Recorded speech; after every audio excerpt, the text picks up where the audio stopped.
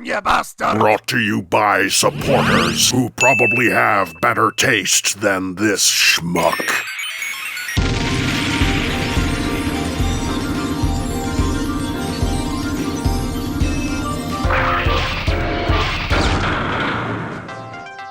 I've always loved the idea of Transformers A-level. As a kid, I really wanted nice solid representations of the characters I loved at a scale I could afford. I didn't really have a lot of cash to splurge on super expensive Transformers, so I was mostly limited to the Legends side of things. But occasionally, they'd release characters I loved at a nice simple deluxe size. And whenever that happened, it was a true cause for celebration. Then you combine it with the fact they were manufactured in perpetuity, meaning not only are they easier to get, but cheaper stores like Kmart and Big W will have them in larger quantities, which is a wonderful way to deliver quality figures to kids. And the best part, they were good.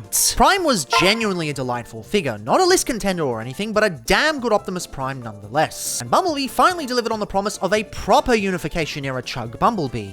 No, we don't count that one. F off. Studio Series A-level is probably the best thing for child collector accessibility in recent years. Although we're practically in a golden age of toy collecting, a lot of it is prohibitively expensive and difficult to come by. Don't ask me how much I paid for Centurion Drone, at least if you want to keep your kneecaps. So when rumors of a new lineup hit the interwebs, I was initially a little hesitant, but eventually I was pretty excited. In retrospect, it made sense. Store shelves need refreshing, and retailer higher-ups need to be tricked into thinking there's actually a new line of products, instead of a big combined group of generations stuff. So come on, deliver us more bangers. Give collectors and kids alike affordable options. Bring us— what the f*** is this? What are you doing? I'll tell you what you're doing. Classics Deluxe Class Optimus Prime for an all-new generation. Buckle up, buckaroos. We're easing off the hour-long mega projects and tackling a real doozy for once. Or we would be if my rambling didn't get the better of me and made me smash out 5,200 words. Greetings, Cybertronians. I'm DrLockdown, and today's diagnosis pertains to Studio Series Gamer Edition A-Level Deluxe Class Optimus Prime. Couldn't even keep the code numbers. Toys are just slightly less cool with their names now. I get that people probably didn't care about them anyway, but I thought they were a cool thing to have. Not off to a good start, though it's probably not a good idea to judge a toy based on what it's called. Maybe we should just move on. Now, we've had a ton of G1 Primes in the Unification era run of Generations, so by this point, the design team should be able to do it in their sleep. Siege, Earthrise, Kingdom Core, 86, Legacy United, we've got Primes coming out the wazoo, and even at their worst, they still offer unique and creative things to do. While on one hand, it means there's a high bar to do something unique and creative, on the other, it also means there's a lot of Primes in the current style you can draw inspiration from. Even outside of modern Generations, there are so many Primes on the market you can take ideas from, and of course, learn the mistakes from. So after a massive lineup of Primes going from decent to brilliant, why do we end up with the worst truck mode of the bunch? Honestly, it's been a while since I've seen a truck mode this bad from the official toy line. Most truck modes Hashtag have done have either been brilliant or have at least had a reason to be compromised in the way they were. Even when you expand out to this style of Generations, there's very few examples where they fail. I get that this thing is supposed to be a deluxe, but even so, this is pretty compromised. It feels less like a cohesive truck and more so like a malformed box on top of a bed of scrap metal. It's one of those vehicle modes that has a lot of minor things wrong with it, all piling up until the tolerance for vehicle wibbliness goes over the edge. Nothing here in a vacuum would be awful on its own on a competent piece, but when all tied together, it just leads to a visual and structural mess. It's honestly difficult to discuss toys like this, especially at the start. Where do you start? When there's so many itty-bitty things wrong, where do you take the first stab? I guess the windows are as good as a place as any. As this is an Optimus Prime based on the Devastation game model, they've attempted to do them in a cel-shaded style. Also helps get around the need for clear plastic, something to both keep the cost down and acquiesce to that vocal minority that thinks the stuff is the spawn of the devil. There is evidence of them at least considering a clear version later down the line, with mechanical detail hidden behind these. But I doubt we'll ever see something like that. Still yet to see any redecos on the last two A-level deluxes. Come on, Cliff, show us redemption!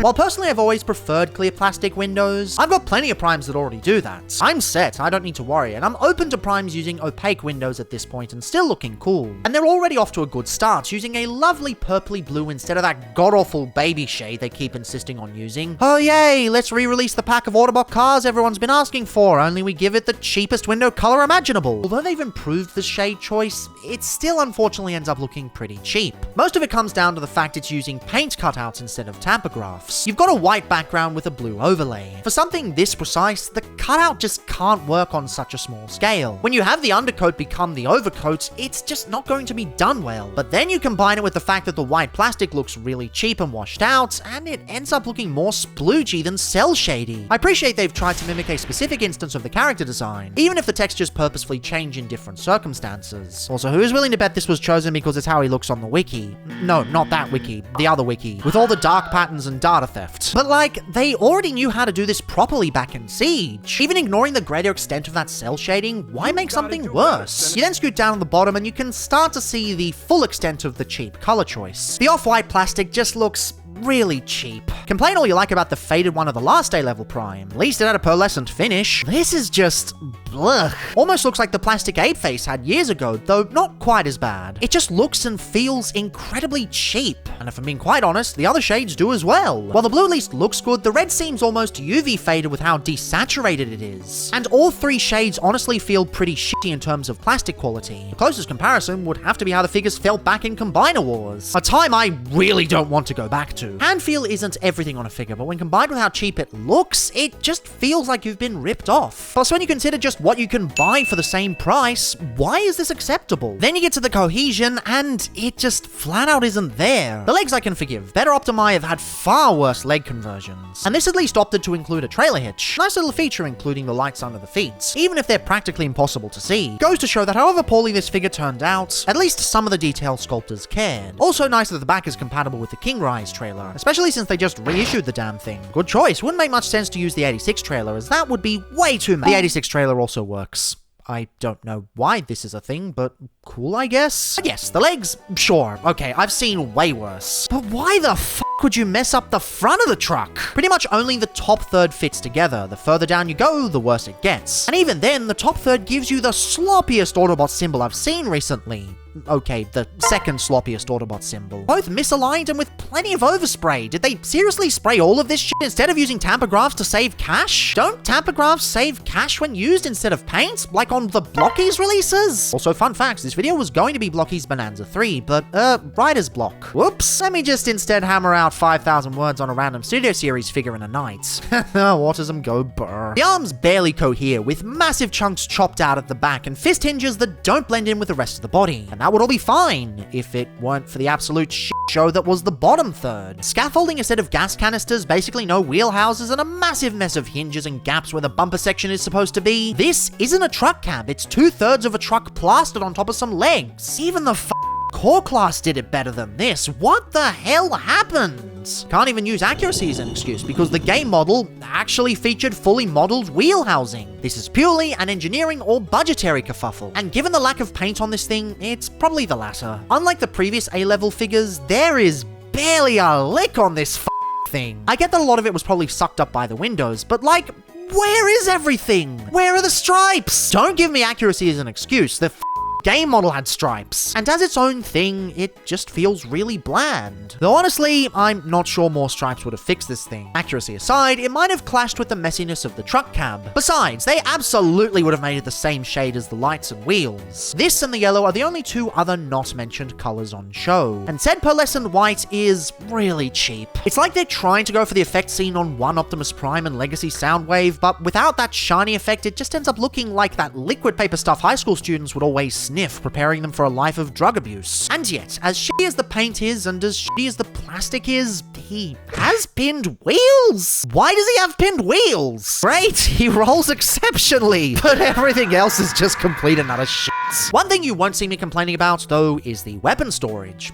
That's not me saying it's good, it's honestly awful, but this is one element I genuinely think is okay to let slide. Weapon storage as a concept is really cool, but it's far from the most important thing a figure should do. It's a gimmick in itself, and like all gimmicks, the main figure should be prioritized. And especially given the figure itself isn't at a quality level I'm happy with, there's very little point in complaining about lack of weapon storage. Look, the issues themselves might seem inconsequential. If a figure only has slightly iffy plastic, or only has a little bit of incoherence, or only was missing a little bit of paint, fine, sure, sure, whatever. Every toy has issues, compromises, things. It comes from the fact these have to convert from one mode to the other, perhaps even multiple. But then you keep piling up these issues on top of each other, slowly tipping the scales in the opposite direction of acceptable, bit by bit, and oopsie, you have Earthrise Double Dealer again. And sure, this is a deluxe. It's not some super expensive shrunken figure on a massive budget. This is the bread and butter of the franchise. But that's just the thing. It's the same price point as this, or this, or this, or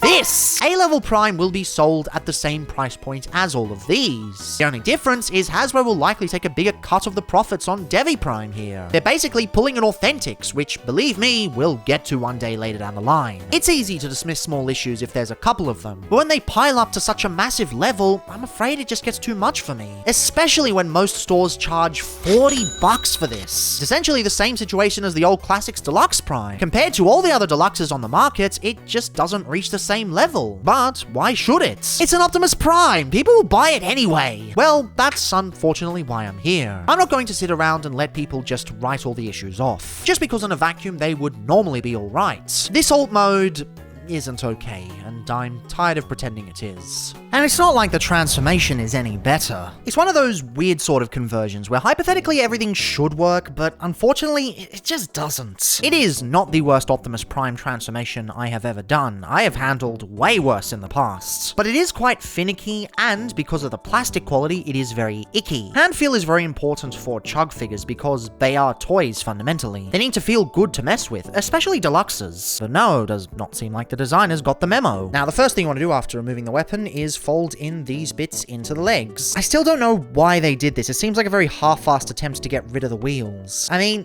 they're still there. They didn't stop being there. You can untab these sections from the sides. I don't really want to call them canisters because they barely look like canisters, but they peg in there. You can bring up the feet and the toes, and they all work like that. And you want to come to the back and just gently lift it up off the tabs. You have to be very gentle with this. This bit didn't last 3 transformations. First transformation, fine. Second transformation, fine. Third transformation, I wasn't even being rough with it. It just sheared itself off. The plastic on this is very cheap and very soft. So tabs just breaking off like that, unfortunately, it's a bit of a possibility. At least from what I've experienced. I haven't really heard of any examples of this happening since. Maybe it's just me. I don't know if I should be angrier or less angry if that's the case. Anyway, then you can separate the legs, fold in the trailer hitches. God, even that sounds hollow. You can start bringing the whole section up. You can take this section and yoink it around to make things a little bit easier. The arms basically do an Optimus with their hinges like so. Very tight and rickety, whereas the rest of the parts are very loose. The fists fold out and the fists are very thin. I mean, come on, there's way better ways to do that. This section just rotates inwards. I never really liked that way of using it where it just angles. It doesn't feel like it stops anywhere. And then you bring in these sections here to collapse it into place. You take the head and you fold it up, and as you keep pushing it, the back section will rotate into place. It'll lock nice and solidly on the top. The back section rotates upwards like so with the 2 wheels. Honestly, I think the Earthrise method was a little bit better where they turned into a butt plate. But I mean,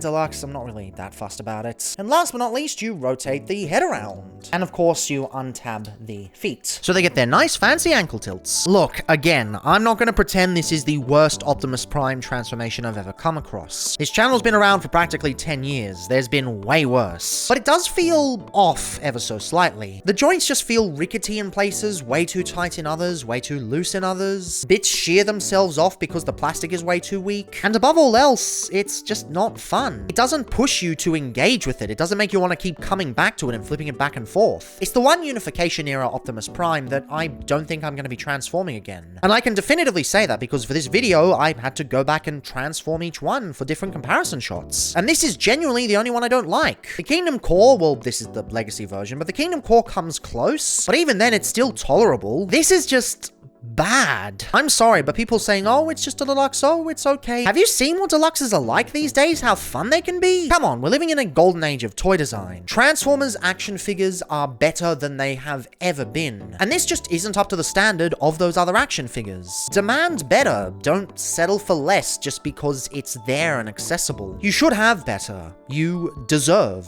better.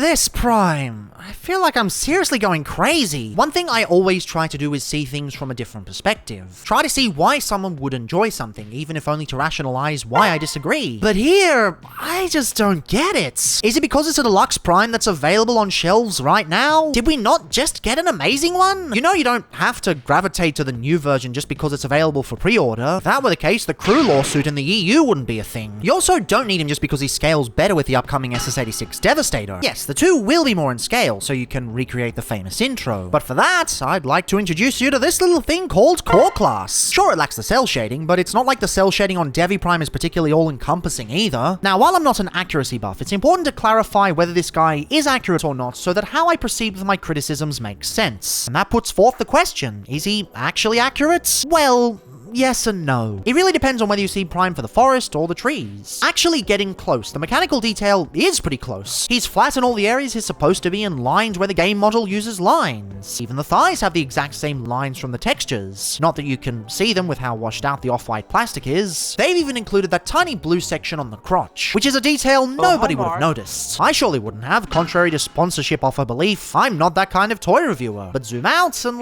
this isn't him at all. Big boxy rectangular legs instead of the subtle slopes, segmented crotch instead of flats, long slender arms with tiny fists instead of nice medium leveled ones. I get that longer arms and a shorter torso lean into the anime robot aesthetic, but with the shoulders and the forearms stretched out, they almost go down to his knees. That's way too much. So all we have here is an Optimus Prime that sort of invokes the design of Transformers Devastation and sort of doesn't. But let's not kid ourselves, that's not why this figure exists. It exists so that a deluxe priced Optimus Prime can be on shelves for new fans wanting to engage in the iconography. It's a G1 adjacent Optimus Prime that costs very little to make and is at Hasbro's bread and butter price point. Whether it's accurate to Devastation doesn't actually matter in the grand scheme of corporate's marketing strategy. The only thing that's actually on the money is the head sculpt, which is accurate, but fine. It's cool that we get a new shade of grey between this and the torso stripes, and it's bang on the money, but with all the subtle changes throughout the body, it now feels a little unaligned with the rest of the aesthetic. Not the worst thing in the world, but it's something that seems a smidge off-putting. The torso is okay, I guess. The new torso fillers are a cool way to shrink down the Earthrise style of conversion, even if it leaves the back a smidge scrappy. Never have cared about back kibble myself though, plus it's a deluxe, so it's fine. The big community draw of this Prime is the use of the real ab grill instead of a fake one. These days you really can't go 2 scrolls without seeing people complain about the use of faux parts on Transformers figures. In spite of budget limitations, licensing limitations, engineering limitations, cartoon physics, and general focus on fun factor, apparently there is never any excuse for them. As such, this Prime has been dubbed the greatest Optimus Prime on the market by a small subset of fans, and I'm sorry, but just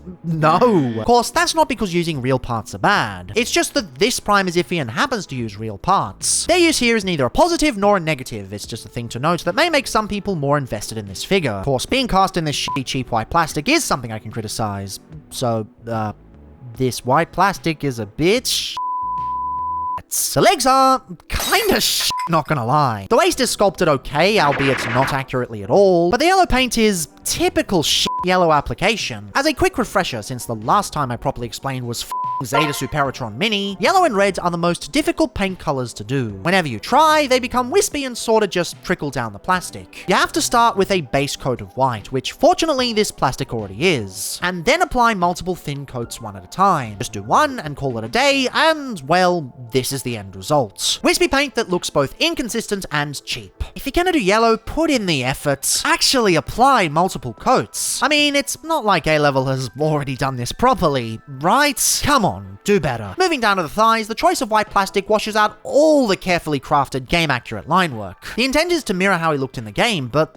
you can't see it? What's the point? And this plastic is very cheap, make no mistake. Didn't even last 3 conversions. Despite following the steps to the letter, one of the tabs snapped clean off. It still holds together in vehicle mode, but only barely. Actually looks a smidge better with the bits broken off. But since when is stuff like this okay? Shouldn't breakages mean an automatic failure for figure scoring, structural or no? Moving even further down, the basic core of the shins is fine, but they've got oddities on the sides that just make them feel messy. Firstly, this is not a canister. I get the intent of what they're trying to do, but this does not come across at all. It just feels like useless kibble stapled to the sides, not even cool kibble that does creative things. That's not even the worst part. What the actual f*** are these wheels doing? They're practically all you can see from the front, and they look so ugly. It's not the first time I've seen them on a toy. They were present on 86 Core Class Ironhide and Ratchet years before, But the thing is, these are Legends figures. Like this is possible because at the size, what the f are you supposed to do? On a deluxe? Nah. Sorry, mate. F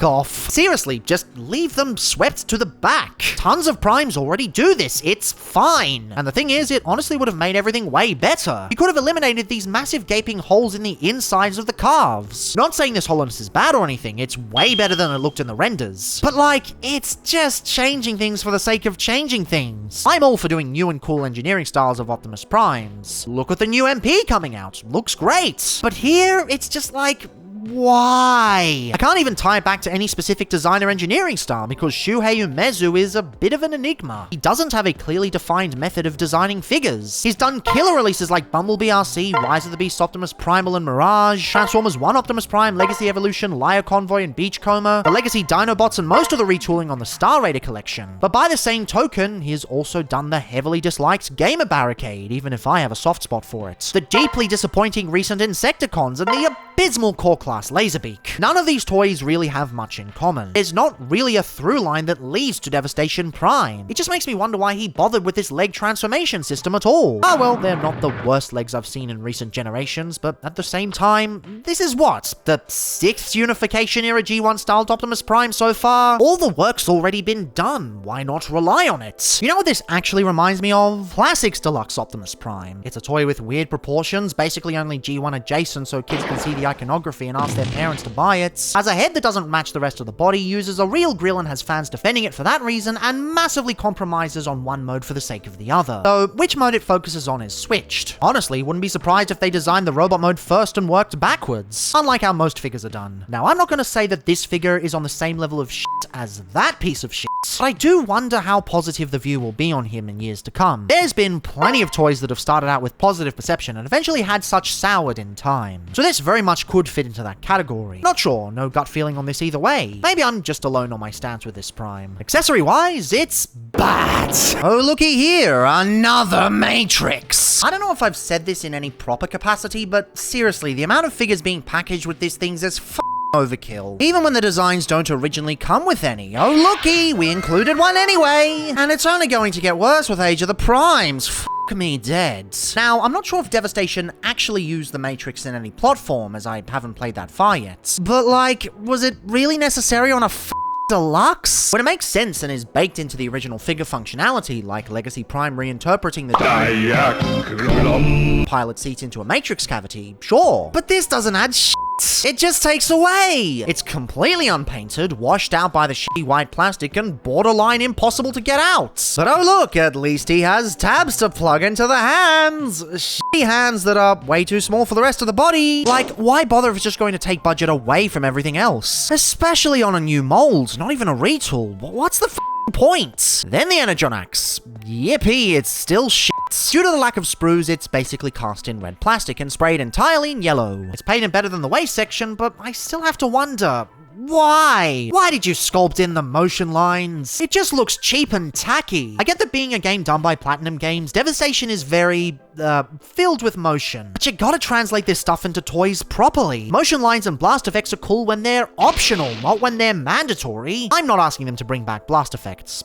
Okay, I kinda am, but not for this specific figure. I'm just asking for them not to make something so tacky that it feels more at home in the Cyberverse or Earthspark lines. No shade at those lines whatsoever, but this just feels on a different style. At odds with the kind of toy this is trying to be. Maybe it would work with some extra articulation, but what we have here is just average. Nothing special, no wrists or abs or crazy waists, just standard deluxe articulation, which is fine, I guess. Part of me wishes the waist moved more, but with the way the kibble works, that's just not possible. Of course, a lot of folks are going to be angry at the trigger-happy shoulders. They aren't that much of an issue for me, especially on a deluxe, but I can see why they would get a bunch of folks angry. I will admit, they do work a lot better on slender flowing figures like Trigger-Happy himself, or something like 86 Hot Rod, even though I don't like that figure anyway. It does feel a bit weird here, sort of like they did on Rise of the Beasts Prime. The bad one, not the good one. We'll say, while it does relate to the engineering and makes sense, they might have been able to fit in a standard shoulder on top of it. It already uses a ball joint on a mushroom peg. Not fussed either way, just some food for thought. So, what does all of this shit actually leave us with? The robot mode is better than the vehicle mode, but it's not particularly good either. Then you bring in the clunky conversion and the abysmal vehicle mode, and yeah, this isn't very good. Combined with the breakage issues I've experienced, it's probably feeling a nice solid twofer on my end.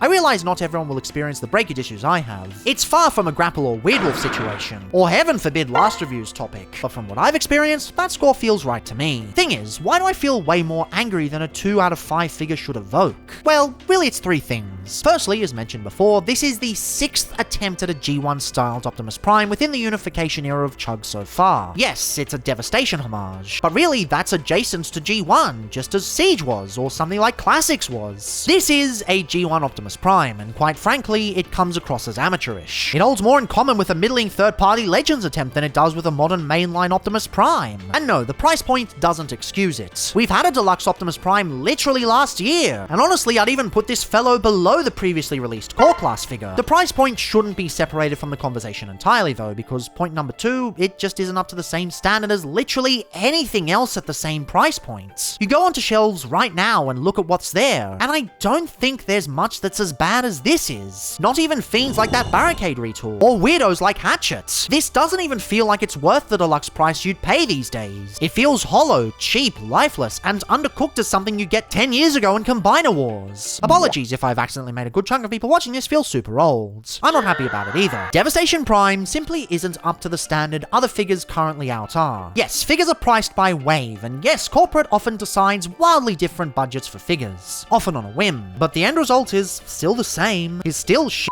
I'm not saying it's the sign of the end times, although I know another group of fans very much believes that. But like, comparing even to other A-level figures we just got, this isn't okay. This is bad. And that brings us to point 3. For the most part, A-level deluxes cost the same as regular deluxes. That may be different in other countries, but at least in Australia, that's how it rolls. As such, that's the standard I'm holding him to, and at that, I genuinely believe he fails. With that, A-level also serves another purpose. Retail is changing. The gap between ground level retailers like Kmart and Big W and specialized nerd stops like JB Hi-Fi and Gamesman is widening. Fewer products are being stocked at regular stores. With the current cost of living crisis, stores are picking and choosing what they get. And that's why A-level was so great. It gave kids and lower income collectors a chance to get the premier characters at a lower price tag. As these stores naturally put their figures at lower prices, it makes accessing them easier. To get a fully formed deluxe at 30 instead of 40 is a big thing. It helps more people than you might realize. Knowing the level of quality the last 2 figures had and seeing that they can still do solid releases with Prime's wavemates, I can't help but see this as anything but a cash grab. Devastation Prime feels so gutted of budget that it just feels like they're taking advantage of casual collectors who won't or can't buy anything else. Just because other toy lines offer more slapdash experiences doesn't mean Transformers should settle for the same mediocrity. I'm always of the mindset that whether you have a $10 or a $200 toy, it should be crafted with love and care. That's what got me into the franchise. That's what got me back into the franchise years later. And that's what's kept me around, alongside engaging with the subtleties and evolution of toy design. Fortunately, this isn't the last Prime we'll ever have at A-level. Literally as I'm writing this, leaked listings have dropped, with Orion Pax from Transformers 1 being next on the chopping block. Not sure what they can do over the awesome Prime we got last year, but hey, new year, new opportunity. But for now, we're stuck with a whole year of this. A whole year of kids and low-income collectors having to settle for this G1 Prime because it's the only affordable G1 Prime on shelves. Hasbro won't care because they make their profit, and stores won't care because they literally see it as the same shit.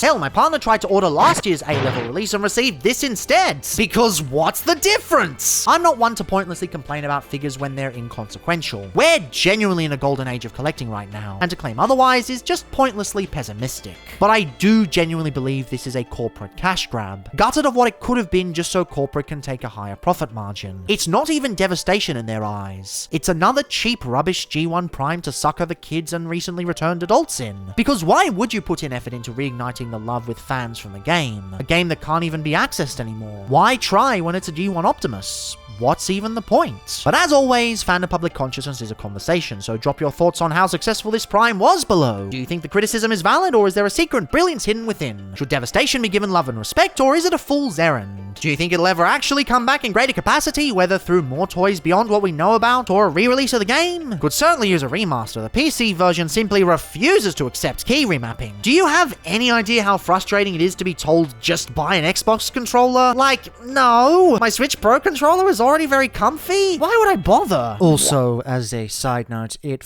with the CPU and borked OBS, basically making my 3 hours of recording for the game only output 1 frame per 5 minutes. I want to give a big thank you to Ultra Primal for providing the footage for this review, because this is kind of f***ed. I'm recording this at 1 AM, a couple of nights before the video comes out, and I'm honestly gutted at this whole thing. The game's really fun, but it's just so janked. Just please re-release it. It just does not work on PC, come on. And as always, remember, there's a context for everything. Till next time!